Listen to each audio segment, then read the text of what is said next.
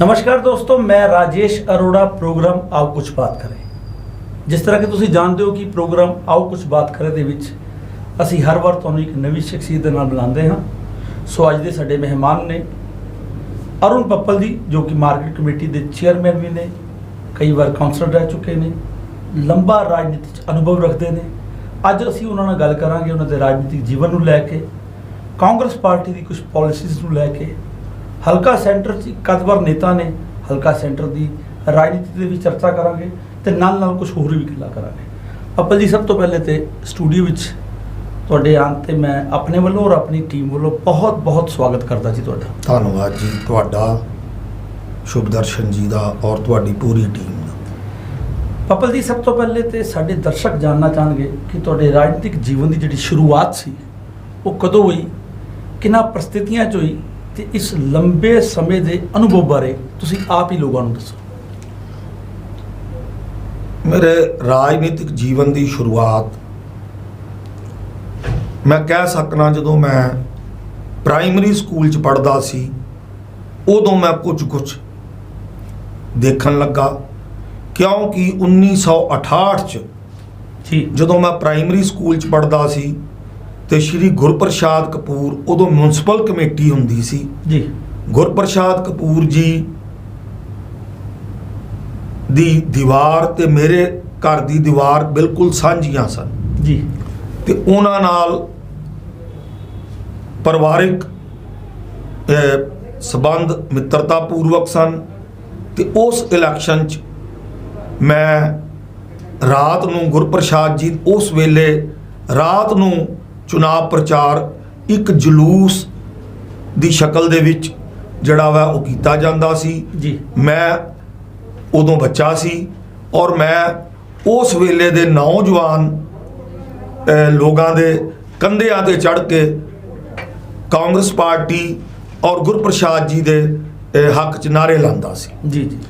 ਉਸ ਤੋਂ ਬਾਅਦ ਜਦੋਂ ਮੈਂ ਹਾਈ ਸਕੂਲ ਗਿਆ 1972 'ਚ ਪ੍ਰੇਮ ਆਸ਼ਰਮ ਸਕੂਲ ਮੈਂ ਪੜ੍ਹਦਾ ਸੀ ਜੀ। ਤੇ ਜਨਕ ਰਾਜ ਜੀ ਤਾਲਵਾੜ, ਹਰਬੰਸ ਲਾਲ ਜੀ ਖੰਨਾ ਜਿਹੜੇ ਅੰਮ੍ਰਿਤਸਰ ਤੋਂ 2 ਵਾਰ MLA ਵੀ ਰਹੇ ਜੀ। ਜਨਕ ਰਾਜ ਜੀ ਤਾਲਵਾੜ ਬੀਜੇਪੀ ਦੇ ਕੈਂਡੀਡੇਟ ਸਨ, ਕਾਂਗਰਸ ਦੇ ਕੈਂਡੀਡੇਟ ਸਨ ਜੀ। ਔਰ ਹਰਬੰਸ ਲਾਲ ਜੀ ਖੰਨਾ ਬੀਜੇਪੀ ਦੇ ਕੈਂਡੀਡੇਟ ਸਨ। ਉਹਨਾਂ ਦਾ ਘਰ ਵੀ ਮੇਰੇ ਘਰ ਤੋਂ ਸਿਰਫ 6 ਮਕਾਨ ਅੱਗੇ ਸੀ ਜੀ। ਇਸ ਕਰਕੇ ਪ੍ਰਾਇਮਰੀ ਸਕੂਲ 'ਚ ਵੀ ਮੈਂ ਇੱਕ ਚੁਣਾਵ ਦੇਖਿਆ ਮਿਊਨਿਸਪਲ ਕਮੇਟੀ ਦਾ, ਹਾਈ ਸਕੂਲ 'ਚ ਵੀ ਦੇਖਿਆ। ਬਾਅਦ 'ਚ ਮੈਨੂੰ ਪਤਾ ਲੱਗਾ ਕਿ ਉਦੋਂ ਅੱਜ ਦੀ ਤਰ੍ਹਾਂ ਜਾਂ 1991 ਕਾਰਪੋਰੇਸ਼ਨ ਚੁਣਾਵਾਂ ਤੋਂ ਪਹਿਲਾਂ ਮਿਊਨਿਸਪਲ ਕਮੇਟੀ ਦਾ ਚੁਣਾਵ ਹਰ 3 ਸਾਲ ਬਾਅਦ ਹੁੰਦਾ ਸੀ ਜੀ। ਪਹਿਲੇ ਦਾ ਮਤਲਬ ਚੁਣਾਵ 3 ਸਾਲ ਬਾਅਦ ਹੁੰਦਾ ਸੀ ਜੀ, ਜਿਹੜਾ ਅੱਜ 5 ਸਾਲਾਂ ਬਾਅਦ ਹੁੰਦਾ ਜੀ ਜੀ। ਪੱਪਲ ਜੀ, ਇਹ ਤਾਂ ਤੁਹਾਡੀ ਰਾਜਨੀਤੀ ਦੀ ਸ਼ੁਰੂਆਤ ਹੋ ਗਈ। ਹੁਣ ਅਸੀਂ ਇਹ ਵੀ ਜਾਣਨਾ ਚਾਹਾਂਗੇ ਕਿ ਰਾਜਨੀਤੀ ਦੇ ਵਿੱਚ ਤੁਹਾਡਾ ਰਾਜਨੀਤਿਕ ਗੁਰੂ ਕੌਣ ਹੈ? ਦੇਖੋ, ਅੱਜ ਉਹ ਪੁਰਾਤਨ ਸਿਸਟਮ ਨਹੀਂ, ਇੱਕ ਆਦਮੀ ਜਾਂ ਜੋ ਅਸੀਂ ਆਪਣੇ ਗ੍ਰੰਥਾਂ 'ਚੋਂ, ਆਪਣੇ ਇਤਿਹਾਸ 'ਚੋਂ ਪੜ੍ਹਿਆ ਕਿ ਇੱਕ ਗੁਰੂ ਹੀ ਆਪਣੇ ਸ਼ਿਸ਼ਿਆਂ ਨੂੰ ਕਈ ਤਰ੍ਹਾਂ ਦੀਆਂ ਸਿੱਖਿਆਵਾਂ ਦੇ ਨਾਲ ਸੰਪੰਨ ਕਰਕੇ ਤੇ ਆਪਣੇ ਆਸ਼ਰਮ ਤੋਂ ਭੇਜਦੇ ਸੀ ਜੀ। ਪਰ ਅੱਜ ਸਿਸਟਮ ਬਦਲ ਗਿਆ। ਪ੍ਰਾਇਮਰੀ ਸਕੂਲ, ਪ੍ਰਾਇਮਰੀ ਤੋਂ ਪਹਿਲੋਂ KG, LKG, high school, senior secondary, ਹੁਣ +2 ਸਕੂਲ ਆ ਗਏ ਜੀ। College, university, academy. ਇਸ ਤਰ੍ਹਾਂ ਜਦੋਂ ਸਿਸਟਮ ਬਦਲ ਗਿਆ ਤੇ ਰਾਜਨੀਤੀ ਦੇ ਵਿੱਚ ਵੀ ਇਹ ਸੀੜੀ ਦਰ ਸੀੜੀ ਜਿਹੜੇ ਆ ਉਹ ਕਈ ਵਾਰ ਨੇਤਾ ਬਦਲ ਜਾਂਦਾ ਜੀ। ਪਰ ਮੇਰੇ ਰਾਜਨੀਤਿਕ ਗੁਰੂਆਂ 'ਚੋਂ ਮੈਂ ਕਹਿ ਸਕਣਾ ਸਥਾਨੀ ਤੌਰ ਤੇ ਜੀ। ਜਨਕ ਰਾਜ ਜੀ ਤਾਲਵਾੜ, ਲਾਲਾ ਮੋਹਕਮ ਚੰਦ, ਅੰਮ੍ਰਿਤਸਰ ਦੀ ਆਪਣੇ ਸਮੇਂ ਦੀ ਇਮਾਨਦਾਰੀ ਦੀ ਇੱਕ ਛਾਪ, ਇੱਕ ਸ਼ਾਨ, ਜੀ। ਲਾਲਾ ਬਿਹਾਰੀ ਲਾਲ ਜੀ ਖੰਨਾ ਜੀ। ਉਸ ਤੋਂ ਬਾਅਦ ਮੈਂ ਲਾਲਾ ਜੀ ਦੇ ਔਰ ਬ੍ਰਿਜ ਭੂਸ਼ਣ ਜੀ ਮੇਰਾ ਜੀ ਦੇ ਜਿਹੜਾ ਉਹ ਆਸ਼ੀਰਵਾਦ ਨਾਲ 1991 ਚ ਸਵਾਮੀ ਹੀਰਾਨੰਦ ਜੀ ਦੇ ਸਾਹਮਣੇ ਚੁਣਾਵ ਲੜਿਆ। ਮੈਂ ਇੱਕ ਕਾਰਜਕਰਤਾ ਸੀ। ਸਵਾਮੀ ਹੀਰਾਨੰਦ ਜੀ ਉਸ ਸਮੇਂ ਜ਼ਿਲ੍ਹਾ ਭਾਜਪਾ ਦੇ ਅਧਿਅਕਸ਼ ਸਨ ਜੀ। ਔਰ ਉਸ ਤੋਂ ਪਹਿਲੀ ਮਿਊਨਿਸਪਲ ਕਮੇਟੀ ਦੇ ਸੀਨੀਅਰ ਉਪ ਪ੍ਰਧਾਨ ਵੀ ਰਹੇ ਸਨ ਜੀ। ਫਿਰ ਮੇਰਾ ਰਾਜਨੀਤਿਕ ਮਾਰਗਦਰਸ਼ਨ ਬ੍ਰਿਜ ਭੂਸ਼ਣ ਮੇਰਾ ਜੀ ਨੇ ਵੀ ਕੀਤਾ। ਮੈਨੂੰ ਆਪਣਾ ਵਰਦਸਤ ਪ੍ਰਦਾਨ ਕੀਤਾ। ਸਰਦਾਰ ਜੈਇੰਦਰ ਸਿੰਘ ਨੇ ਵੀ ਮੇਰੇ ਸਿਰ ਤੇ ਹੱਥ ਰੱਖਿਆ ਜੀ। ਔਰ ਮੈਨੂੰ ਇਹ ਗੱਲ ਕਹਿਣ 'ਚ ਵੀ ਕੋਈ ਸੰਕੋਚ ਨਹੀਂ। ਮੈਂ ਕੁਝ ਗੱਲਾਂ ਬਾਊ ਦਰਬਾਰੀ ਲਾਲ ਜੀ ਤੋਂ ਵੀ ਰਾਜਨੀਤੀ ਦੇ ਵਿੱਚ ਰਹਿੰਦਿਆਂ ਹੋਇਆਂ ਸਿੱਖੀਆਂ। ਜੀ ਪਪਲ ਜੀ, ਤੁਹਾਨੂੰ ਮਾਰਕੀਟ ਕਮੇਟੀ ਦਾ ਬਤੌਰ ਚੇਅਰਮੈਨ ਪਦ ਮਿਲਿਆ, ਲੇਕਿਨ ਤੁਹਾਡਾ ਪਿਛੋਕੜ ਦੇਖੀਏ ਤੇ ਤੁਹਾਡਾ ਜ਼ਿਆਦਾ ਰਾਜਨੀਤਿਕ ਜਿਹੜਾ ਇੱਕ ਵਾਸਤਾ ਰਿਹਾ ਉਹ ਸ਼ਹਿਰੀ ਵੋਟਰਾਂ ਨਾਲ ਰਿਹਾ, ਔਰ ਮਾਰਕੀਟ ਕਮੇਟੀ ਹੈ ਉਹਦਾ ਜ਼ਿਆਦਾ ਰਾਬਤਾ ਜਿਹੜਾ ਉਹ ਕਿਸਾਨਾਂ ਨਾਲ ਹੈ। ਸੋ ਤੁਹਾਨੂੰ ਜਿਹੜਾ ਇਹ ਪਦ ਮਿਲਿਆ ਉਹਦੇ ਨਾਲ ਤੁਹਾਡਾ ਕਿਸਾਨਾਂ ਨਾਲ ਜ਼ਿਆਦਾ ਕੋਈ ਜੋੜ ਤੋੜ ਨਹੀਂ ਹੈ, ਤੇ ਕਿਸ ਤਰ੍ਹਾਂ ਦਾ ਸ਼ਹਿਰੀਆਂ ਨੂੰ ਤੁਹਾਡੇ ਇਸ ਪਦ ਦਾ ਫਾਇਦਾ ਮਿਲਣ ਵਾਲਾ ਹੈ? ਰਜੇਸ਼ ਜੀ, ਸ਼ਾਇਦ ਇਸ ਗੱਲ ਤੇ ਮਾਮੂਲੀ ਜਿਹੜਾ ਵਾ ਉਹ ਤੁਹਾਡੇ ਪ੍ਰਸ਼ਨ 'ਚ ਤੇ ਮੇਰੇ ਉੱਤਰ 'ਚ ਭਿੰਨਤਾ ਵਾ ਜੀ। ਮਾਰਕੀਟ ਕਮੇਟੀ ਦਾ ਕੇਵਲ ਕਿਸਾਨਾਂ ਨਾਲ ਹੀ ਸੰਬੰਧ ਨਹੀਂ ਜੀ। ਸ਼ਾਇਦ ਤੁਸੀਂ ਉਹਦਾ ਅਧਿਐਨ ਨਹੀਂ ਕੀਤਾ ਜੀ। ਮਾਰਕੀਟ ਕਮੇਟੀ ਦਾ ਫੁੱਲ ਫਾਰਮ ਹੈ ਐਗਰੀਕਲਚਰ ਪ੍ਰੋਡਿਊਸ ਮਾਰਕੀਟ ਕਮੇਟੀ। ਜੀ। ਇਹਦੇ ਅਧੀਨ ਕਿਸਾਨ ਦੀ ਉਪਜ ਤੇ ਉੱਥੇ ਆਂਦੀ ਹੈ, ਜੀ। ਪਰ ਇਹਦਾ ਸੰਬੰਧ ਸ਼ੈਲਰਾਂ ਨਾਲ, ਆਟਾ ਚੱਕੀਆਂ ਨਾਲ, ਜਿਹੜੀ ਲੱਕੜ ਵਿਕਦੀ ਆ ਉਹਦੇ ਨਾਲ, ਇਸ ਤੋਂ ਇਲਾਵਾ ਜਿਹੜਾ ਆਟਾ ਮਿਲਦਾ ਹੈ ਉਹਦੇ ਨਾਲ ਵੀ ਹੈ। ਜੀ। ਤੇ ਜਿਹੜਾ ਐਗਰੀਕਲਚਰ ਪ੍ਰੋਡਕਟ ਹੈ, ਖਾਦਿਆਨ ਪਦਾਰਥ ਹੈ, ਉਹ ਹਰ ਨਾਗਰਿਕ ਦਾ ਜੀਵਨ ਯਾਪਨ ਦਾ ਸਭ ਤੋਂ ਵੱਡਾ ਸਾਧਨ ਹੈ। ਸ਼ਹਿਰੀਆਂ ਨੂੰ, ਕਿਉਂਕਿ ਤੁਸੀਂ ਸਬਜ਼ੀ ਮੰਡੀ ਜਾਓ, ਜੀ। ਵੱਲਾ ਫਰੂਟ ਮੰਡੀ ਵੀ ਜਿਹਨੂੰ ਕਹਿੰਦੇ ਨੇ, ਜੀ। ਉਹਦੇ 'ਚ ਅਧਿਕਾਂਸ਼ ਵਪਾਰੀ ਸ਼ਹਿਰ ਨਾਲ ਸੰਬੰਧਿਤ ਨੇ। ਇਹ ਤੁਹਾਡੇ ਆਪਣੇ ਇਲਾਕਿਆਂ ਦੇ ਮੈਂ 10 ਨਾਂ ਗਿਣਾ ਸਕਣਾ। ਜੀ। ਤੁਸੀਂ ਹਰੀਸ਼ ਤਨੇਜਾ ਜੀ ਨੂੰ ਜਾਣਦੇ ਹੋ। ਜੀ।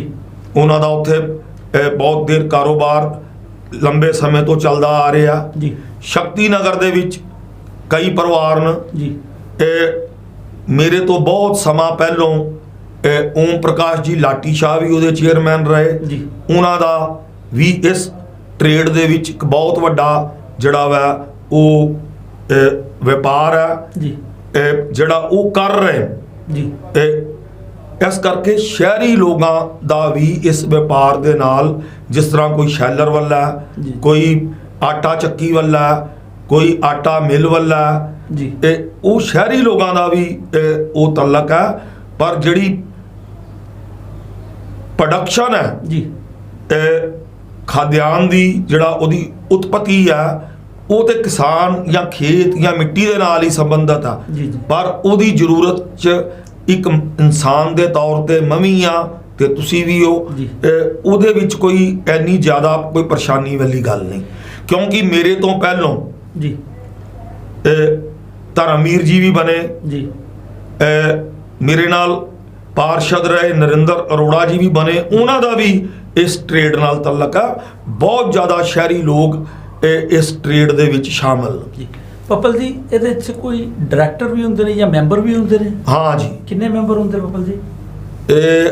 ਅੰਮ੍ਰਿਤਸਰ ਹਰ ਮਾਰਕੀਟ ਕਮੇਟੀ ਦਾ ਅਸੀਂ ਅੰਮ੍ਰਿਤਸਰ ਮਾਰਕੀਟ ਕਮੇਟੀ ਇੱਕ ਵੱਖੋ ਵੱਖ ਕੋਰਮ ਹੈ। ਜੀ। ਜੀ। ਅੰਮ੍ਰਿਤਸਰ ਮਾਰਕੀਟ ਕਮੇਟੀ ਦੇ 17 ਮੈਂਬਰ ਨੇ। ਤੇ 17 ਮੈਂਬਰ ਬਣ ਚੁੱਕੇ ਨੇ ਜੀ? ਨਹੀਂ ਜੀ, ਕੁਝ ਮੈਂਬਰ ਜਿਹੜੇ ਨੇ ਹਾਲੇ ਉਹ ਸਰਕਾਰ ਨੇ ਨਿਯੁਕਤ ਕਰਨੇ। ਜੋ ਸਾਨੂੰ ਪਤਾ ਲੱਗਾ ਜਾਂ ਜੋ ਚਰਚਾ ਹੈ ਕਿ ਹੁਣ ਤੱਕ ਜੇ 8 9 10 ਬਣੇ ਨੇ, ਉਹਨਾਂ 'ਚ ਸਾਰੇ ਹੀ ਦਿਹਾਤ ਤੋਂ ਨੇ ਜੀ। ਤੇ ਫਿਰ ਉਹਦੇ 'ਚ ਕਿਆ ਤੁਹਾਨੂੰ ਨਹੀਂ ਲੱਗਦਾ ਕੋਈ ਤੁਹਾਨੂੰ ਇਸ ਮਾਰਕੀਟ ਕਮੇਟੀ ਦੇ ਬਤੌਰ ਚੇਅਰਮੈਨ ਦਿੱਕਤ ਆਏਗੀ? ਕਿਉਂਕਿ ਜਦੋਂ ਕੋਈ ਮਤਾ ਪਾਸ ਕਰਨਾ ਹੈ ਤੇ ਉਹ ਡਾਇਰੈਕਟਰ ਸਾਰੇ ਜਦੋਂ ਪਿੰਡਾਂ ਦੇ ਵਿੱਚ ਹੋਣਗੇ ਤੇ ਤੁਸੀਂ ਬਤੌਰ ਸ਼ਹਿਰੀ ਨੇਤਰਤਵ ਕਰਦੇ ਹੋ, ਕੋਈ ਇਸ ਤਰ੍ਹਾਂ ਦੀ ਮੁਸ਼ਕਲ ਦਾ ਸਾਹਮਣਾ ਤਾਂ ਨਹੀਂ ਕਰਨਾ ਪਿਆ? ਇਸ ਤਰ੍ਹਾਂ ਜੀ, ਉਹਨਾਂ 'ਚੋਂ ਬਹੁਤ ਸਾਰੇ ਡਾਇਰੈਕਟਰ ਸਾਹਿਬਾਨ ਜੀ ਮੈਨੂੰ ਮਿਲੇ ਔਰ ਬਿਲਕੁਲ ਹਰ ਇੱਕ ਨੂੰ ਕਿਹਾ ਗਿਆ ਅਸੀਂ ਇੱਕ ਟੀਮ ਦੇ ਤੌਰ ਤੇ, ਆਮ ਤੌਰ ਤੇ ਜਦੋਂ ਕੋਈ ਦੇਸ਼ ਦੀ ਟੀਮ ਖੇਡਦੀ ਆ, ਜੀ ਕੋਈ ਜ਼ਿਲ੍ਹੇ ਦੀ ਟੀਮ ਖੇਡਦੀ ਆ, ਕੋਈ ਸਟੇਟ ਦੀ ਟੀਮ ਖੇਡਦੀ ਆ, ਸਾਰੇ ਇੱਕ ਮਹੱਲੇ ਦੇ ਖਿਲਾੜੀ ਨਹੀਂ ਹੁੰਦੇ। ਜੀ ਇਸ ਤਰ੍ਹਾਂ ਅਸੀਂ ਇੱਕ ਟੀਮ ਦੇ ਤੌਰ ਤੇ ਕੰਮ ਕਰਾਂਗੇ ਔਰ ਦਿੱਕਤ ਦਾ ਕੋਈ ਪ੍ਰਸ਼ਨ ਹੀ ਨਹੀਂ ਹੈ। ਪੱਪਲ ਜੀ, ਤੁਸੀਂ 1991 ਚ ਪਹਿਲਾ ਚੁਣਾਵ ਲੜਿਆ ਔਰ ਜਿੱਤੇ। ਜਿਸ ਤਰ੍ਹਾਂ ਤੁਸੀਂ ਦੱਸਿਆ ਕਿ ਹੀਰਾਨੰਦ ਸਵਾਮੀ ਜੀ ਨੂੰ ਤੁਸੀਂ ਹਰਾਇਆ, ਬੜੀ ਵੱਡੀ ਜਿੱਤ ਸੀ ਤੁਹਾਡੀ। ਅਗਰ ਅਸੀਂ ਉਸ 1991 ਦੇ ਟਨਿਓਰ ਨੂੰ ਦੇਖੀਏ ਤੇ ਅੱਜ ਦੇ 2017 ਦੇ ਨਗਰ ਨਿਗਮ ਟਨਿਓਰ ਨੂੰ ਦੇਖੀਏ, ਵਿੱਚ 5 ਜਾਂ 6 ਟਨਿਓਰ ਨਿਕਲ ਚੁੱਕੇ ਨੇ। ਲਗਭਗ ਹਰ ਟਨਿਓਰ 'ਚ ਤੁਸੀਂ ਜਾਂ ਤੁਹਾਡੀ ਧਰਮ ਪਤਨੀ ਦੇ ਰੂਪ 'ਚ ਤੁਸੀਂ ਨੇਤਰਤਵ ਕੀਤਾ ਨਗਰ ਨਿਗਮ ਦੇ ਵਿੱਚ, ਤੇ ਕੀ ਫਰਕ ਮਹਿਸੂਸ ਕਰਦੇ ਪਏ ਉਹ ਉਸ ਵੇਲੇ ਦੇ ਪਾਰਸ਼ਦਾਂ 'ਚ ਕੰਮ ਕਰਨ ਦਾ ਸਟਾਈਲ ਜਾਂ ਤਰੀਕਾਕਾਰ ਤੇ ਅੱਜ ਦੇ ਪਾਰਸ਼ਦ ਦੇ ਕੰਮ ਕਰਨ ਦਾ ਸਟਾਈਲ ਜਿਹੜਾ ਉਹਦੇ 'ਚ ਕੀ ਅੰਤਰ ਹੈ? ਅਰੋੜਾ ਜੀ, ਇੱਕ ਵਿਵਾਦਾਸਪਦ ਪ੍ਰਸ਼ਨ ਹੈ ਤੁਹਾਡਾ, ਜੀ ਪਰ ਉੱਤਰ ਜ਼ਰੂਰ ਦਿਆਂਗਾ ਜੀ। ਤੁਹਾਡੇ ਪ੍ਰਸ਼ਨ 'ਚ ਵੀ ਇਹਦਾ ਇੱਕ ਉੱਤਰ ਹੈ। ਉਸ ਟਾਈਮ ਦੇ ਪਾਰਸ਼ਦਾਂ ਦੇ ਵਿੱਚ ਸਪਿਰਿਟ ਜ਼ਿਆਦਾ ਸੀ ਜੀ, ਕਿਉਂਕਿ ਉਹ ਚਾਹੇ ਬੀਜੇਪੀ ਦੇ ਸਨ, ਕਾਂਗਰਸ ਦੇ ਸਨ, ਅਕਾਲੀ ਦਲ ਨੇ ਉਦੋਂ ਹਿੱਸਾ ਨਹੀਂ ਸੀ ਲਿਆ। ਇੱਕ ਵਰਗ ਸਰਦਾਰ ਕਿਰਪਾਲ ਸਿੰਘ ਜੀ ਦੇ ਨੇਤਰਤਵ ਦੇ ਵਿੱਚ ਇਲੈਕਸ਼ਨ ਲੜਿਆ ਸੀ ਜੀ। ਉਹ ਲੋਕਾਂ ਨੇ 5, 10, 15 ਸਾਲ ਸਮਾਜ ਦੇ ਵਿੱਚ ਸਮਾਜਿਕ ਸੇਵਾ ਔਰ ਰਾਜਨੀਤਿਕ ਗਤੀਵਿਧੀਆਂ 'ਚ ਹਿੱਸਾ ਲਿਆ ਸੀ ਜੀ। ਉਹਨਾਂ ਦਾ ਸਰਕਾਰੀ ਦਫ਼ਤਰਾਂ ਦੇ ਨਾਲ ਕੰਡਕਟ, ਉਹਨਾਂ ਨਾਲ ਪੱਤਰ ਵਿਵਹਾਰ, ਉਹਨਾਂ ਦੇ ਕਾਰਜਸ਼ੈਲੀ ਦਾ ਉਹਨਾਂ ਦਾ ਜਾਣਕਾਰ ਹੋ ਜਾਣਾ ਔਰ ਲੋਕਾਂ ਦੇ ਨਾਲ ਉਹਨਾਂ ਦਾ ਸੰਪਰਕ ਸੀ। ਉਸ ਵੇਲੇ ਆਤੰਕਵਾਦ ਦਾ ਦੌਰ ਹੌਲੀ ਹੌਲੀ ਘਟ ਰਿਹਾ ਸੀ ਔਰ ਸਰਦਾਰ ਬੇਅੰਤ ਸਿੰਘ ਨੇ ਸ਼ਹਿਰਾਂ ਦੇ ਵਿਕਾਸ ਲਈ ਕਾਫੀ ਪੈਸੇ ਵੀ ਦਿੱਤੇ ਜੀ। ਔਰ ਉਦੋਂ ਜਿਹੜਾ ਵਾ ਪਾਰਸ਼ਦ ਲੋਕਾਂ ਦੇ ਨਾਲ ਜੁੜਿਆ ਹੋਇਆ ਇੱਕ ਪ੍ਰਤੀਨਿਧੀ ਸੀ। ਪਰ ਉਸ ਤੋਂ ਬਾਅਦ ਟਰਮ ਬਾਈ ਟਰਮ ਇਹ ਗੱਲ 'ਚ ਮੈਨੂੰ ਕਹਿਣ 'ਚ ਸੰਕੋਚ ਨਹੀਂ ਕਿ ਕਈ ਪਾਰਸ਼ਦ ਤੇ ਸਿਰਫ ਪਾਰਸ਼ਦ ਬਣਨ ਵਾਸਤੇ ਹੀ ਆਉਂਦੇ ਨੇ ਜੀ। ਮੈਂ ਤੁਹਾਨੂੰ ਇੱਕ ਉਦਾਹਰਨ ਦੇ ਸਕਣਾ। ਇੱਕ ਟਰਮ ਦੇ ਵਿੱਚ 40 ਖੂਹ ਇਲਾਕੇ 'ਚੋਂ ਇੱਕ ਪਾਰਸ਼ਦ ਮਹੋਦਯ ਜਿੱਤੇ ਜੀ। ਉਹਨਾਂ ਨੇ ਸ਼ਪਥ ਲੈਣ ਤੋਂ ਇਲਾਵਾ ਸ਼ਾਇਦ 1 ਜਾਂ 2 ਵਾਰ ਕਾਰਪੋਰੇਸ਼ਨ ਹਾਊਸ ਦੀ ਮੀਟਿੰਗ ਅਟੈਂਡ ਕੀਤੀ ਹੋਵੇ ਜਾਂ 2-4 ਵਾਰ 5 ਸਾਲਾਂ ਦੇ ਵਿੱਚ ਉਹ ਕਦੀ ਕਾਰਪੋਰੇਸ਼ਨ 'ਚ ਆਏ ਹੋਣ। ਸਿਰਫ ਉਹ ਪਾਰਸ਼ਦ ਬਣ ਗਏ ਔਰ ਬਾਅਦ 'ਚ ਉਹਨਾਂ ਨੇ ਠੀਕ ਤਰ੍ਹਾਂ ਆਪਣੀ ਡਿਊਟੀ ਦਾ ਨਿਰਵਾਹਨ ਕਿਉਂ ਨਹੀਂ ਕੀਤਾ, ਇਹ ਤੇ ਉਹੋ ਹੀ ਦੱਸ ਪਾਉਣਗੇ। ਇਹ ਅਸੀਂ ਜਾਣਨਾ ਚਾਹਾਂਗੇ ਬੱਬਲ ਜੀ, ਉਹ ਕੌਣ ਸੀ ਪਾਰਸ਼ਦ? ਮੈਂ ਤੁਹਾਨੂੰ ਦੱਸਿਆ ਜੀ, ਉਹ ਪਾਰਸ਼ਦ ਜਿਹੜੇ ਨੇ ਉਹ 40 ਖੂਹ ਇਲਾਕੇ ਦਾ ਜਿਹੜਾ ਵੀ ਵਾਰਡ ਸੀ ਜੀ ਜੀ। ਮੇਰੀ ਜਦੋਂ 5 ਸਾਲਾਂ 'ਚ ਉਹ ਮਿੱਤਰ ਵਿਚਰੇ ਹੀ ਨਹੀਂ ਜੀ। ਤੇ ਇਸ ਕਰਕੇ ਮੈਂ ਵੀ ਉਹਨਾਂ ਦਾ ਨਾਂ ਯਾਦ ਨਹੀਂ ਰੱਖ ਪਾਇਆ ਜੀ। ਪੱਪਲ ਜੀ, ਇੱਕ ਤੁਹਾਡੇ ਨਾਲ ਇਤਿਹਾਸ ਜੁੜਿਆ ਹੈ ਕਿ ਜਦੋਂ ਤੁਸੀਂ ਆਜ਼ਾਦ ਆਪਣੇ ਜਾਂ ਤੁਹਾਡੇ ਚੁਣਾਵਾਂ 'ਚ ਜਾਂ ਤੁਹਾਡੇ ਧਰਮ ਪਤਨੀ ਦੇ ਚੁਣਾਵਾਂ 'ਚ ਨਗਰ ਨਿਗਮ ਦਾ ਚੁਣਾਵ ਹੋ ਰਿਹਾ ਸੀ, ਉਦੋਂ ਤੁਸੀਂ ਕਾਂਗਰਸ ਦੇ ਕੈਂਡੀਡੇਟ ਨੂੰ ਔਰ ਬੀਜੇਪੀ ਦੇ ਕੈਂਡੀਡੇਟ ਨੂੰ ਹਰਾ ਕੇ, ਯਾਨੀ ਕਿ 2 ਨੈਸ਼ਨਲ ਪਾਰਟੀਆਂ ਦੇ ਕੈਂਡੀਡੇਟ ਨੂੰ ਹਰਾ ਕੇ ਵਿਜੇ ਪ੍ਰਾਪਤ ਕੀਤੀ।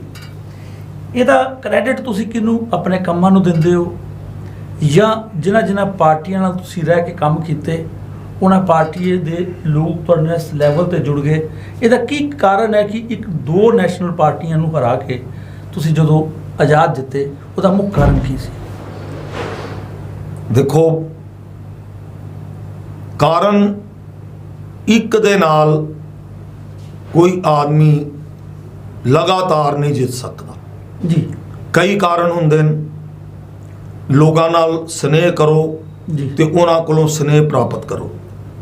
ਜੀ। ਲੋਕਾਂ ਦੇ ਨਾਲ ਜਿਹੜਾ ਵਿਸ਼ਵਾਸ ਇੱਕ ਮਤ ਪੱਤਰ ਦੇ ਰੂਪ 'ਚ ਉਹ ਤੁਹਾਡੇ ਪਕਸ਼ 'ਚ ਜਿਹੜਾ ਵਾ ਉਹ ਤੁਹਾਡੀ ਵਿਜੇ ਲਈ ਉਹ ਦਿੰਦੇ ਨੇ ਤੁਹਾਨੂੰ, ਉਹਦੇ ਨਾਲ ਵਿਸ਼ਵਾਸਘਾਤ ਨਾ ਕਰੋ ਜੀ।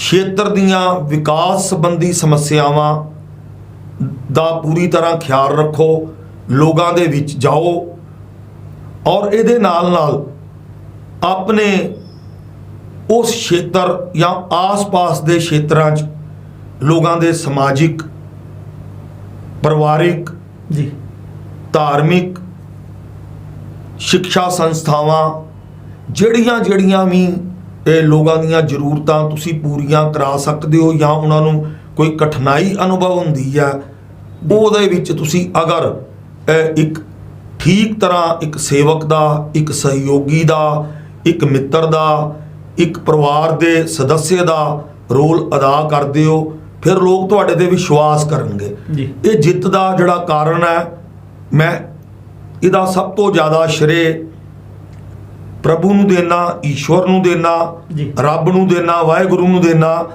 ਕਿ ਉਹਨਾਂ ਨੇ ਲੋਕਾਂ ਤੋਂ ਮੈਨੂੰ ਕਦੀ ਦੂਰ ਨਹੀਂ ਹੋਣ ਦਿੱਤਾ ਔਰ ਮੈਂ ਕਦੀ ਲੋਕਾਂ ਦਾ ਵਿਸ਼ਵਾਸ ਭੰਗ ਨਹੀਂ ਕੀਤਾ। 2 ਵਾਰ ਵਿਧਾਨ ਸਭਾ ਚੁਣਾਵ ਲੜੇ ਤੁਸੀਂ ਆਜ਼ਾਦ ਦੇ ਤੌਰ ਤੇ, ਇੱਕ ਵਾਰ ਮੇਰਾ ਖਿਆਲ ਹੈ 1997 ਔਰ ਜਿੰਨਾ ਕੁ ਮੈਨੂੰ ਯਾਦ ਹੈ ਇੱਕ ਵਾਰ 2007 'ਚ ਜੀ।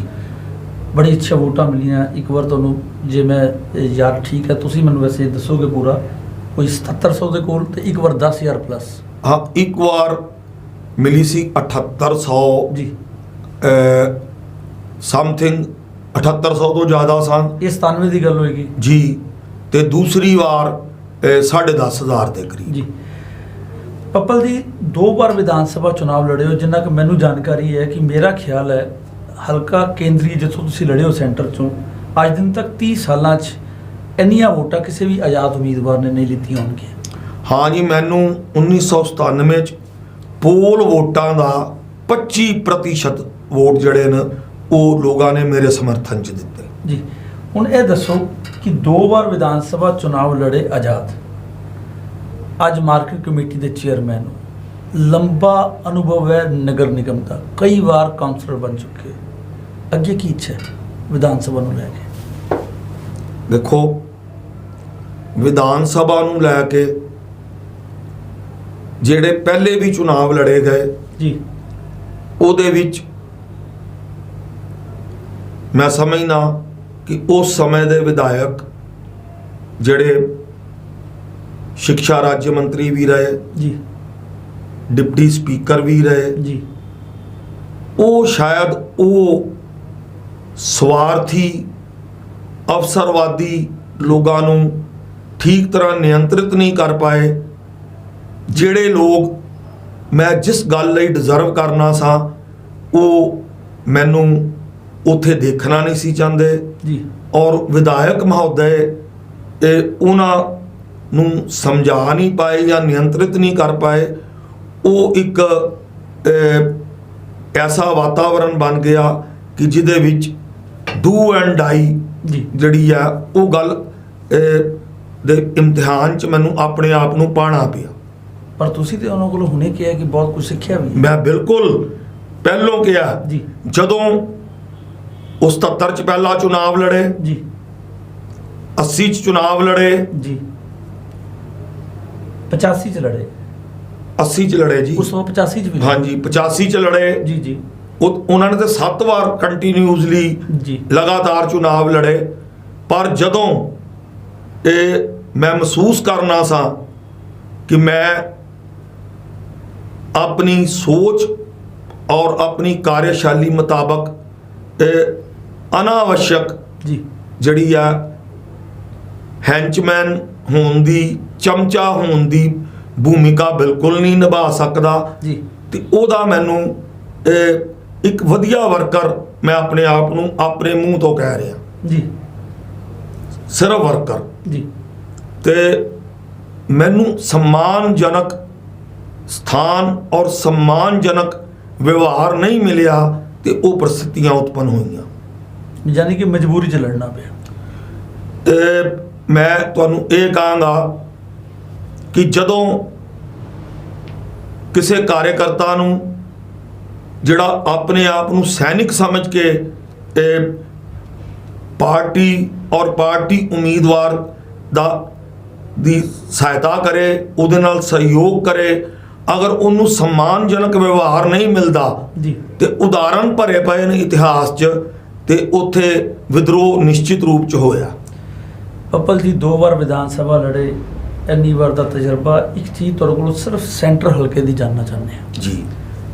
ਇਸ ਵਾਰ ਕੋਵਿਡ-19 ਦੇ ਵਿੱਚ ਰਾਸ਼ਨ ਨੂੰ ਲੈ ਕੇ ਅਗਰ ਸੈਂਟਰ ਹਲਕੇ ਦੀ ਗੱਲ ਕਰੀਏ, ਵਾਰਡ ਨੰਬਰ 68, 69, 70, 71, 55 ਔਰ 57 ਇਹਨਾਂ 'ਚ ਤੇ ਰਾਸ਼ਨ ਨੂੰ ਲੈ ਕੇ ਬਹੁਤ ਜ਼ਿਆਦਾ ਝਗੜਾ ਹੋਇਆ। ਮੀਡੀਆ 'ਚ ਵੀ ਆਇਆ, ਚੈਨਲਾਂ 'ਚ ਵੀ ਆਇਆ ਕਿ ਰਾਸ਼ਨ ਪਹੁੰਚਿਆ ਨਹੀਂ ਜੀ, ਜੇ ਪਹੁੰਚਿਆ ਤਾਂ ਠੀਕ ਤਰੀਕੇ ਨਾਲ ਵਿਤਰਿਤ ਨਹੀਂ ਹੋਇਆ।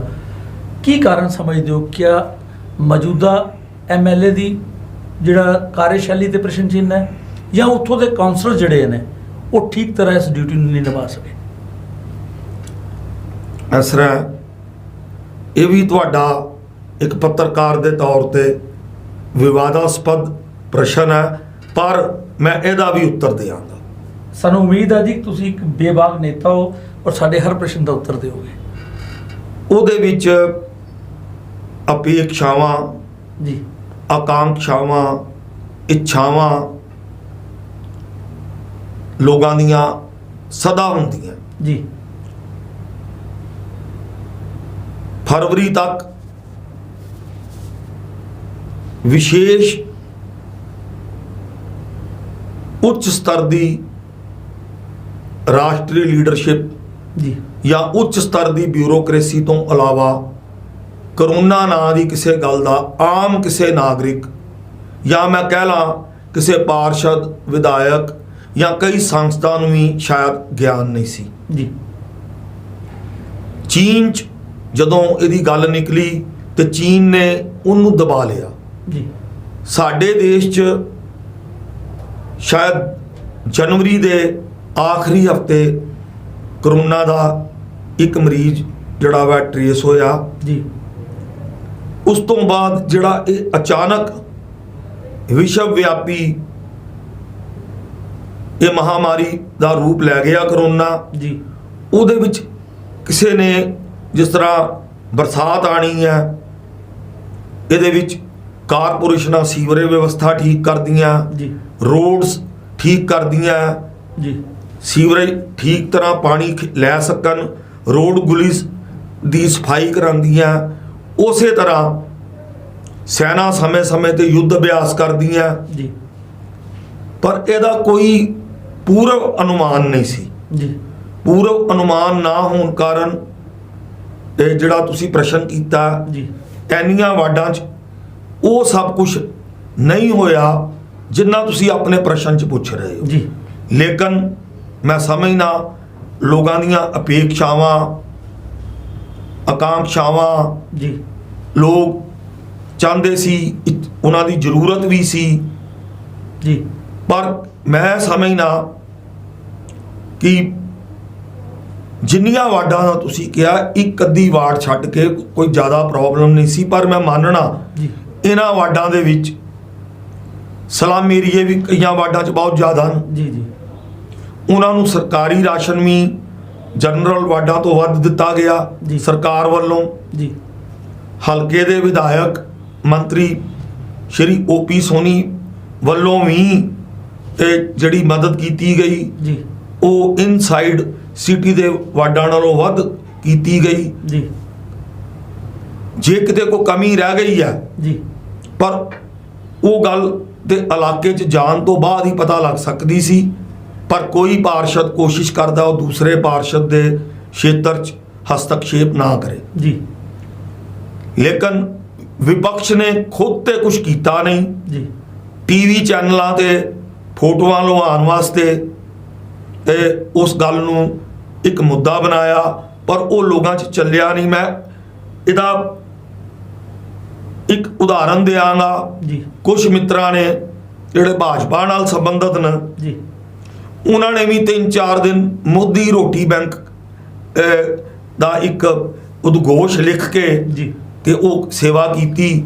ਪਰ ਉਹ ਪੂਰੇ 4-5 ਦਿਨ ਤੋਂ ਅੱਗੇ ਨਹੀਂ ਚੱਲ ਸਕੀ ਜੀ।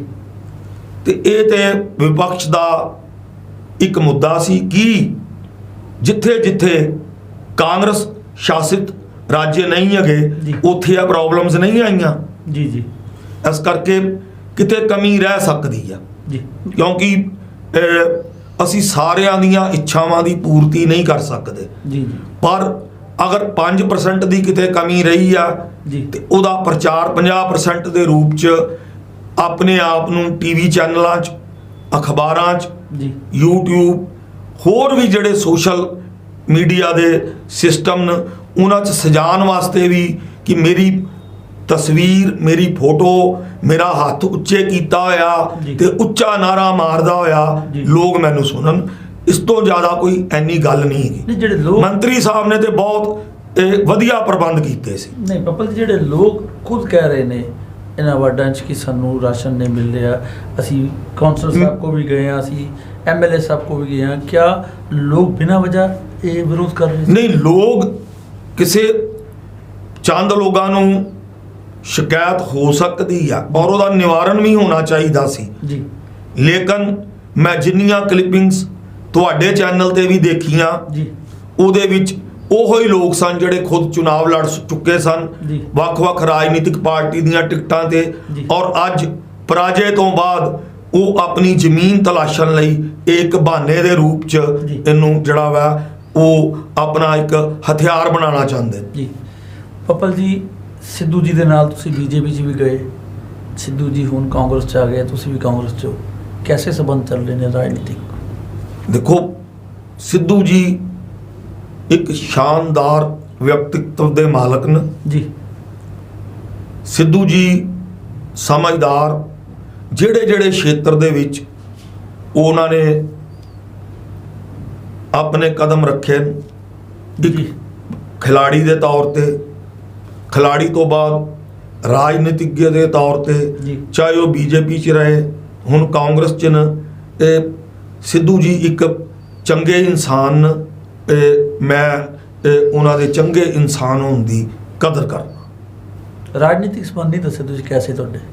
ਦੇਖੋ, ਇਸ ਤਰ੍ਹਾਂ ਮੈਂ ਮੰਤਰੀ ਬਣਨ ਤੋਂ ਬਾਅਦ ਜੀ ਜ਼ਿਆਦਾ ਸਮਾਂ ਉਹਨਾਂ ਨੂੰ ਚੰਡੀਗੜ੍ਹ ਦੇਣਾ ਪੈਂਦਾ ਸੀ, ਜੀ ਫਿਰ ਪਿਛਲੇ ਲੋਕ ਸਭਾ ਚੁਣਾਵਾਂ 'ਚ ਤੇ ਉਸ ਤੋਂ ਬਾਅਦ ਹੋਏ ਕਈ ਪ੍ਰਦੇਸ਼ਾਂ ਦੇ ਵਿਧਾਨ ਸਭਾ ਚੁਣਾਵਾਂ 'ਚ ਜੀ। ਉਹ ਸਟਾਰ ਪ੍ਰਚਾਰਕ ਦੇ ਤੌਰ ਤੇ ਬਾਹਰ ਪਾਰਟੀ ਦੇ ਆਦੇਸ਼ਾਂ ਅਨੁਸਾਰ ਜ਼ਿਆਦਾ ਸਮੇਂ ਦਿੰਦੇ ਰਹੇ, ਇਸ ਕਰਕੇ ਮਿਲਣ ਦਾ ਮੌਕਾ ਘੱਟ ਮਿਲਿਆ। ਜੀ।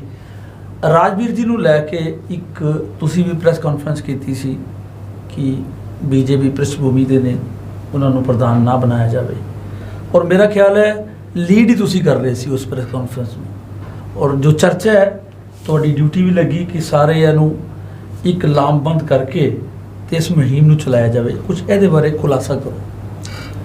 ਇਸ ਤਰ੍ਹਾਂ ਜੀ, ਕਿਸੇ ਨੇ ਮੇਰੀ ਡਿਊਟੀ ਨਹੀਂ ਲਾਈ। ਜੀ ਕਾਫੀ ਪਾਰਸ਼ਦ ਮਿੱਤਰਾਂ ਦਾ ਮਤ ਸੀ ਜੀ ਕਿ ਅਸੀਂ ਆਪਣੀ ਆਵਾਜ਼ ਉੱਚ ਕਮਾਨ ਤੱਕ ਪਹੁੰਚਾਉਣ ਲਈ ਇੱਕ ਪ੍ਰੈਸ ਕਾਨਫਰੰਸ ਕਰੀਏ, ਇੱਕ ਪੱਤਰਕਾਰ ਸੰਮੇਲਨ ਬੁਲਾਈਏ, ਜੀ ਔਰ ਉਹਦੇ ਵਿੱਚ ਕਿਉਂਕਿ ਮੈਂ ਸੀਨੀਅਰ ਸੀ, ਮੈਂ ਵਰਿਸ਼ਠ ਸੀ, ਜੀ ਇਸ ਕਰਕੇ ਮੇਰਾ ਉੱਥੇ ਰੋਲ ਜ਼ਿਆਦਾ ਜ਼ਿੰਮੇਵਾਰੀ ਵਾਲਾ ਸੀ। ਮੈਂ ਉਹਦੀ ਕੈਸਟ ਤੁਸੀਂ ਦੇਖੀ ਹੋਏਗੀ ਤੇ ਪ੍ਰਸ਼ਨ ਕੀਤਾ। ਜੀ ਮੈਂ ਜੋ ਮੇਰਾ ਉੱਤਰਦਾਇਿਤਵ ਸੀ ਮੈਂ ਉਹਨੂੰ ਬਿਲਕੁਲ ਕੋਸ਼ਿਸ਼ ਕੀਤੀ ਕਿ ਪੂਰਨਤਾ ਨਿਭਾਵਾਂ, ਜੀ ਔਰ ਜਿਹੜੇ ਮੇਰੇ ਤੋਂ ਕਨਿਸ਼ਟ ਪਾਰਸ਼ਦ ਨੇ ਉਹਨਾਂ ਨੂੰ ਗਾਈਡ ਕਰਾਂ ਕਿ ਇੱਕ ਪੈਰਾਮੀਟਰ ਦੇ ਵਿੱਚ ਰਹਿ ਕੇ ਅਸੀਂ ਆਪਣੀ ਗੱਲ ਹਾਈ ਕਮਾਂਡ ਤੱਕ ਪਹੁੰਚਾਈਏ। ਪੱਪਲ ਜੀ, ਆਖਿਰ ਤੇ ਮੈਂ ਜਾਨਣਾ ਚਾਹਾਂਗਾ ਇੱਕ ਵਾਰੀ, ਕਿਉਂਕਿ ਮੇਰਾ ਪ੍ਰਸ਼ਨ ਵਿਚਕਾਰ ਫਿਰ ਅੱਧਾ ਰਹਿ ਗਿਆ ਸੀ, ਕਿਆ ਆਉਣ ਵਾਲੇ 2022 ਦੇ ਚੁਣਾਵਾਂ 'ਚ ਪਾਰਟੀ ਹਾਈ ਕਮਾਂਡ ਵੱਲੋਂ ਬਤੌਰ ਸੀਨੀਅਰਟੀ ਦੇ ਹਿਸਾਬ ਨਾਲ ਟਿਕਟ ਦੀ ਮੰਗ ਕੀਤੀ ਜਾਏਗੀ? ਇਸ ਤਰ੍ਹਾਂ ਜੀ,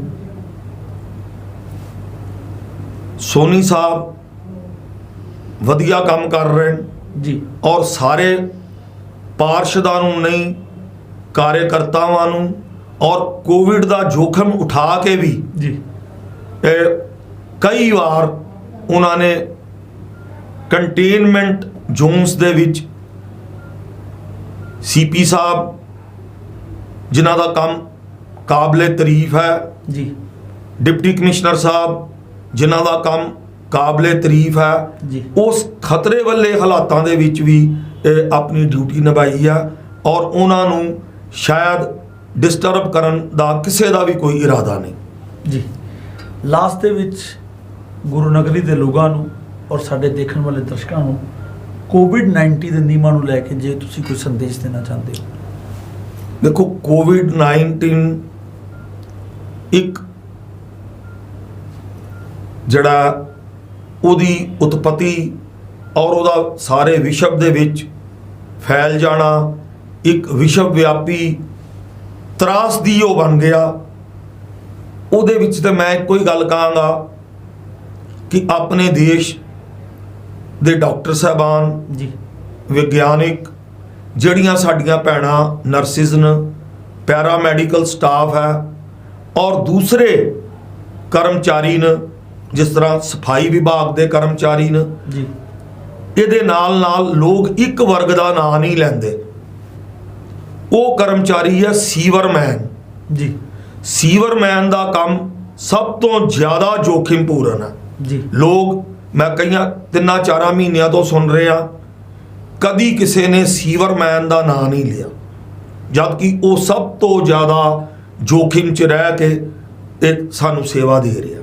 ਜੀ ਜੀ 3 ਕਰਮਚਾਰੀ ਟੁੰਡਾ ਤਲਾਅ ਜਿਹੜਾ ਨਗਰ ਨਿਗਮ ਦਾ, ਜਿਹਨੂੰ ਜ਼ੋਨ ਨੰਬਰ 4 ਕਹਿੰਦੇ ਨੇ, ਉਹ ਕਰੋਨਾ ਪੋਜ਼ਿਟਿਵ ਪਾਏ ਗਏ। ਜੀ। ਪਰ ਉਹਨਾਂ ਦੀ ਸੇਵਾ ਜਿਹੜੀ ਉਹਨਾਂ ਨੇ ਮਾਨਵਤਾ ਦੇ ਪ੍ਰਤੀ ਨਿਭਾਈ ਸੀ, ਈਸ਼ਵਰ ਨੇ ਉਹਨਾਂ ਨੂੰ ਸਵਸਥ ਕਰ ਦਿੱਤਾ। ਜੀ ਮੈਂ ਦੇਸ਼ ਦੇ ਡਾਕਟਰਾਂ ਦਾ, ਦੇਸ਼ ਦੇ ਵਿਗਿਆਨਿਕਾਂ ਦਾ, ਪੈਰਾਮੈਡੀਕਲ ਸਟਾਫ ਦਾ ਔਰ ਨਰਸਿਸ ਜਿਹੜੀਆਂ ਸਾਡੀਆਂ ਭੈਣਾਂ ਨੇ, ਜਾਂ ਜਿਹੜੇ ਹੋਰ ਲੋਕ ਜਿਹੜੇ ਟੈਸਟ ਕਰਦੇ ਨੇ, ਉਹਨਾਂ ਸਾਰਿਆਂ ਦਾ ਮੈਂ ਤਹਿ ਦਿਲੋਂ ਧੰਨਵਾਦੀ ਹਾਂ।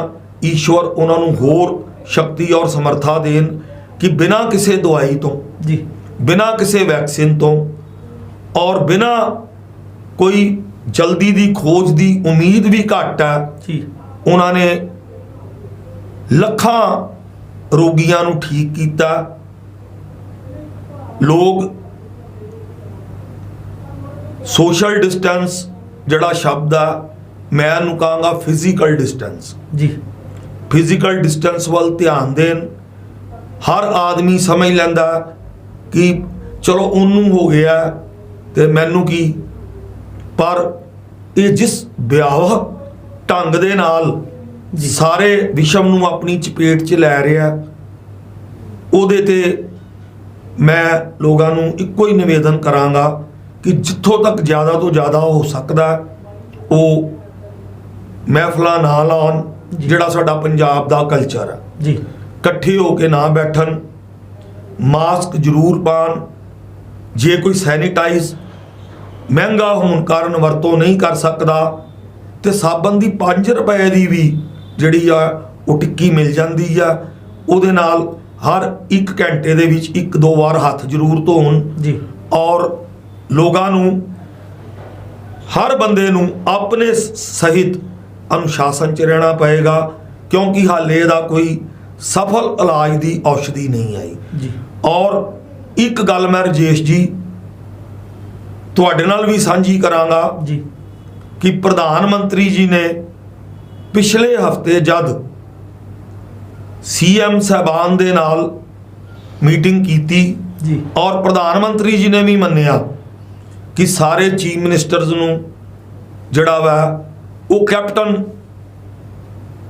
ਅਮਰਿੰਦਰ ਸਿੰਘ ਦਾ ਜਿਹੜਾ ਵਾ ਉਹ ਮਾਡਲ ਅਪਣਾਉਣਾ ਚਾਹੀਦਾ। ਜੀ ਕੈਪਟਨ ਸਰਕਾਰ ਨੇ ਬਹੁਤ ਵਧੀਆ ਕੰਮ ਕੀਤਾ ਔਰ ਕੈਪਟਨ ਸਾਹਿਬ ਦੀ ਯੋਗ ਲੀਡਰਸ਼ਿਪ ਦੇ ਵਿੱਚ ਮੈਂ ਪੁਲਿਸ ਵਿਭਾਗ ਦੀ ਜਿਹੜੀ ਜ਼ਿੰਮੇਵਾਰੀ ਲਾਅ ਐਂਡ ਆਰਡਰ ਦੀ ਸੀ, ਪਰ ਉਹਨਾਂ ਨੇ ਮਾਨਵੀਤਾ ਨੂੰ ਧਿਆਨ 'ਚ ਰੱਖਦਿਆਂ ਹੋਇਆਂ ਕਈ ਪੁਲਿਸ ਅਧਿਕਾਰੀ, ਕਈ ਪੁਲਿਸ ਜਵਾਨ, ਉਹਨਾਂ 'ਚ ਜੈਂਟਸ, ਲੇਡੀਜ਼ ਸੰਕਰਮਿਤ ਹੋਏ, ਜੀ। ਜੀਵਨ ਜੋਖਮ 'ਚ ਪਿਆ, ਔਰ ਉਹਨਾਂ ਨੇ ਵੀ ਸਮਾਜ ਦਾ ਇੱਕ ਹਿੱਸਾ ਜਿਹੜੇ ਉਹ ਹਨ ਜੀ ਤੇ ਉਹਨਾਂ ਨੇ ਆਪਣੀ ਡਿਊਟੀ ਨੂੰ ਸ਼ਾਨਦਾਰ ਢੰਗ ਨਾਲ ਨਿਭਾਇਆ। ਮੈਂ ਉਹਨਾਂ ਦਾ ਵੀ ਧੰਨਵਾਦ ਕਰਦਾ। ਧੰਨਵਾਦ ਪੱਪਲ ਜੀ, ਤੁਸੀਂ ਆਪਣਾ ਕੀਮਤੀ ਸਮਾਂ ਕੱਢਿਆ, ਸਾਡੇ ਸਟੂਡੀਓ ਵਿੱਚ ਆਏ।